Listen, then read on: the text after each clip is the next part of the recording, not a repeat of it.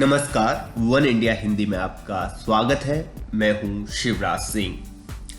केंद्र सरकार ने बेकार पड़ी 100 से अधिक सरकारी संपत्तियों को बेचने की योजना बनाई है। बुधवार को प्रधानमंत्री नरेंद्र मोदी ने वेबिनार में सरकार के विनिवेश प्लान को लेकर चर्चा की। पीएम मोदी ने कहा कि सरकार बंद पड़ी हुई सरकारी संपत्तियों को बेचकर 2.5 लाख करोड़ रुपए जुटाने पर काम कर रही है।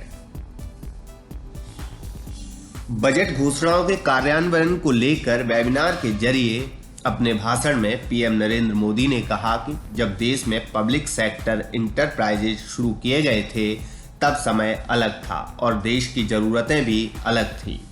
आज जब हम ये रिफॉर्म्स कर रहे हैं तो हमारा सबसे बड़ा लक्ष्य यही है कि जनता के पैसे का सही उपयोग हो।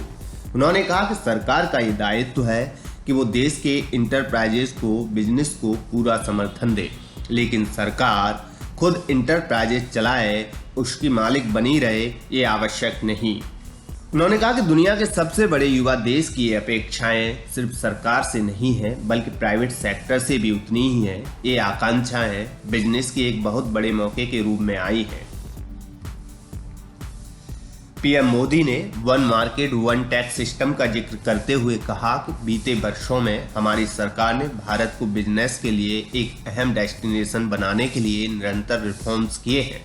आज Bharat one market one tax system से युक्त है।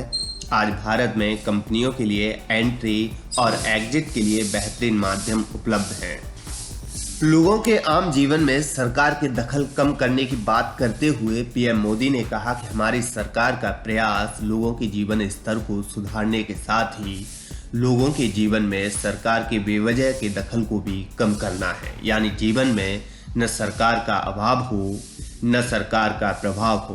प्रधानमंत्री ने कहा कि उनकी सरकार जिस मंत्र को लेकर आगे बढ़ रही है वो है मोनेटाइज और मॉडर्नाइज। उन्होंने आगे कहा कि सरकार के पास कई कमजोर और अप्रयुक्त संपत्ति है और 100 ऐसी संपत्तियों को मौद्रीकरण किया जाएगा जिससे 2.5 लाख करोड़ रुपए जुटाने मिलेंगे। इस राशि का उपयोग करके विकास परियोजनाओं के वित्त पोषण के लिए काम किया जाएगा। पीएम मोदी ने बजट की तारीफ करते हुए कहा कि इस बजट ने भारत को फिर से हाई ग्रोथ ट्रैजेक्टरी पर ले जाने के लिए स्पष्ट रोड मैप सामने रखा है। बजट में भारत के विकास में प्राइवेट सेक्टर के मजबूत योगदान पर भी फोकस है।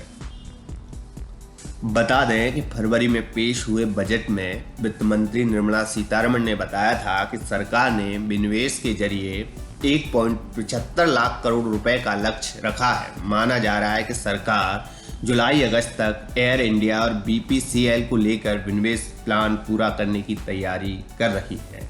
इस खबर में फिलहाल इतना ही। तमाम अपडेट के लिए बने रहिए वन इंडिया हिंदी के साथ।